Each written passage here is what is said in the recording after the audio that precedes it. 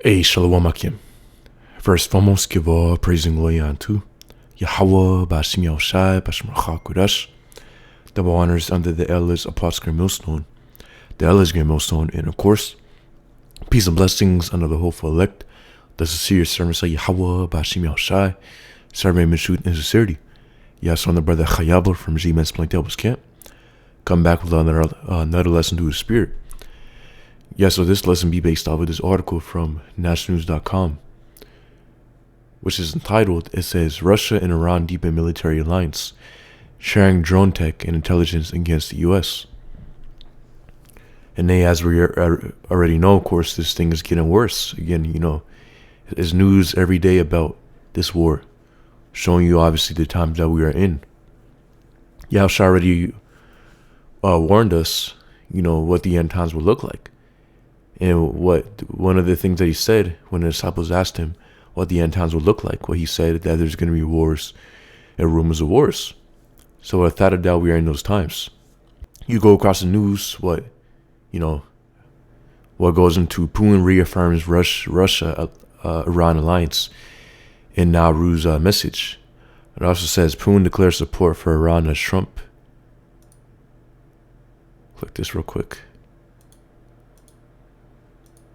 Yeah, Putin declares support for Iran as Trump targets Hormuz. Or like it says, as Trump allies target Hormuz. So, as we can see again, this alliance is deepening, as the article says. And again, it's all privacy. It says Moscow provides Iran with advanced satellite imagery, drone upgrades, and tactical battlefield insights, enhancing Tehran's precision strikes against U.S. forces in the Middle East. Russia's intelligence sharing mirrors U.S. support for Ukraine, turning the Middle East into a high-stakes battleground where Iran employs Russian-style swarm drones, swarm drone tactics against U.S. defenses.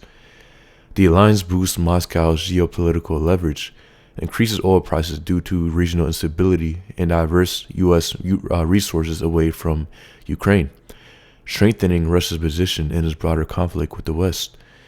Tehran refuses direct talks under U.S.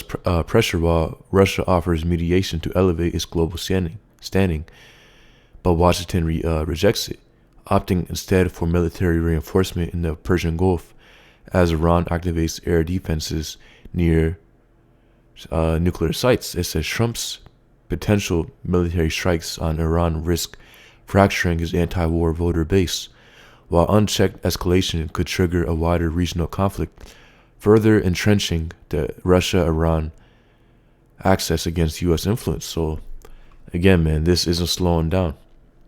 Trump, of course, he said he's trying to pull back now, or apparently that's what's in the news. Ultimately things will keep on ramping up. And even if things, I guess will slow down a little bit, again, things are still going to keep on ramping up.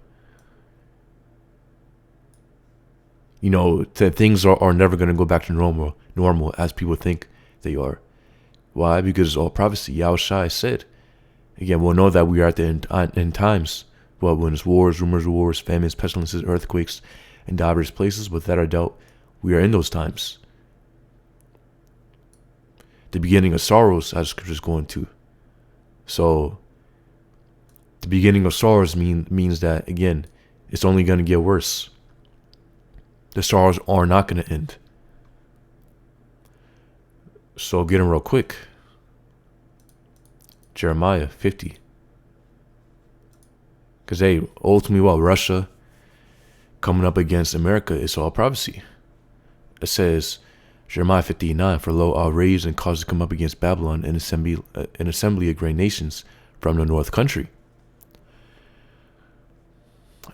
Yeah, and we know, of course, that north country, well, first and foremost, Babylon and great, is America. And no, this isn't speaking about ancient Babylon, this is speaking about the modern day Babylon. Because as we're about to read it, the judgment that this Babylon is about to catch, obviously the ancient Babylon didn't receive the same judgment. But really, what this is referring to the future Babylon, which is America, which, we are in future Babylon. So it says, verse 9, for lo, I'll raise and cause to come up against Babylon and assembly agrarian nations from the north country. So the north country, of course, is Russia, and assembly agrarian nations is a Russian federation. It says, and they shall set themselves in array against her. From thence she shall be taken. The arrow should be as of a mighty expert man. None shall return in vain. What meaning? Ultimately, those arrows, them setting themselves in array against her, meaning that Babylon will be surrounded by these other nations. It says, from thence she shall be taken. The arrows should be as of a mighty expert man. None shall return in vain. So those arrows are symbolic onto those nuclear missiles. Onto the nuclear missiles, that's what the arrows symbolize. So it says the arrows should be as of a mighty expert man. None shall return in vain. Because obviously, this is speaking about literal bow and arrow. Again, it's prophetic. You can't shoot a literal bow and arrow from thousands of miles away from another country.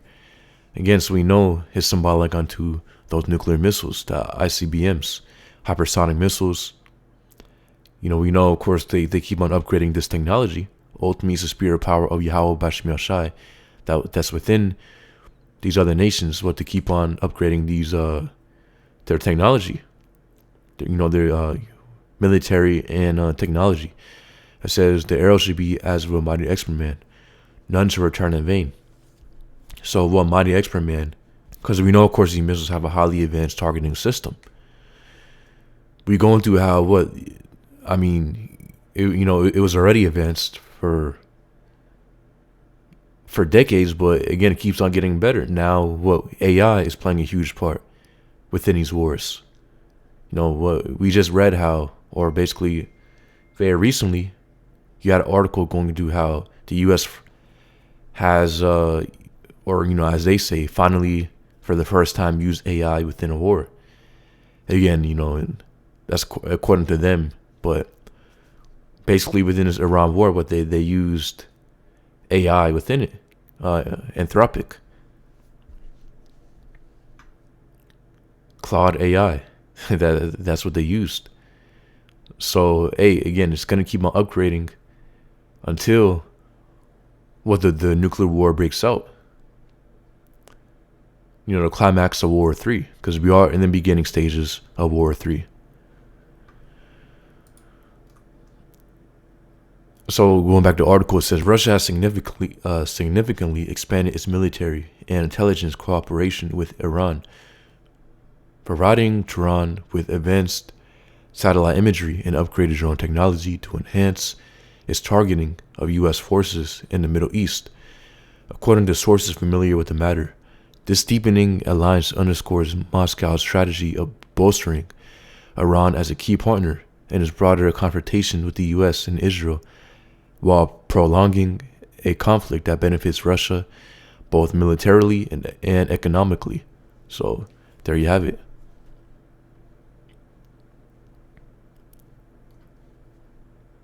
So again, it's all prophecy. It says verse 10, in Chaldea should be a spoil, all that spoil her should be satisfied. Yeah, back in Jeremiah 50. And 10, read again. It says, in Chaldea should be a spoil, all that spoil her should be satisfied. Saith the Lord Yahweh. So, again, referring onto the same place. As we know, of course, the scriptures sometimes will speak in twos and threes, but still referring onto the same place. So Babylon, Chaldea, again, referring onto the same place, which is Babylon the Great, which is America.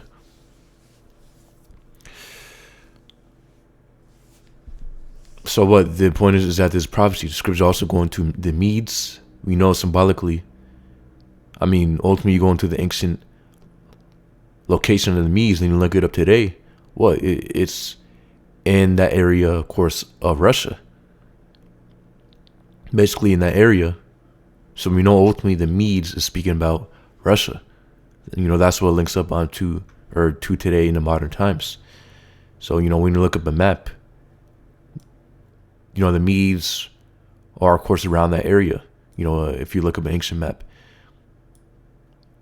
the ancient Medes. But so we know the modern day Medes, again, links up onto, of course, the Russians. So again, this isn't going to stop. Let's go ahead and get real quick. It says Luke 21:10. or let's start at verse 7. It says, and they asked him, saying, Master, but when shall these things be? What should be, what sign will there be when these things shall come to pass? And he said, take heed that you be not deceived, for many shall come on my name, saying, I am a Mashiach, and the time draweth near. Go ye not after them. But when ye shall hear of wars and commotions, be ye not terrified, for these things must first come to pass, but the end is not by and by. Meaning, of course, that we're still waiting on the implementation of the mark of the beast. Just because we see, these news articles and basically, on these different wars and rumors of wars, doesn't mean that War 3 is going to break out in the next hour, the climax of it. No, ultimately, we're still waiting on the implementation of the mark of the beast. Once that happens, then obviously, after that, that's when, of course, the nuclear war is going to begin. And we know, of course, what that implementation of the mark of the beast is coming swiftly. So again, all of these things are coming together quickly. As the scriptures say, the Lord is shortening the days for the elect's sake. So, and we're hastening in a day, as the scriptures going to, the hasten the day. And we understand that these things need to happen in order for Yahushua to make his return. So, of course, we're hastening in these prophecies to come to pass. It says, verse 10, then said he unto them, nation shall rise against nation, and kingdom against kingdom. And great earthquakes shall be in divers places, and famines and pestilences, and fearful sights. Great signs shall there be from heaven. Yeah, so ultimately going into whether there's going to be civil war, Egyptian against Egyptian, as scriptures say. So not only external wars, but also internal wars there's going to be.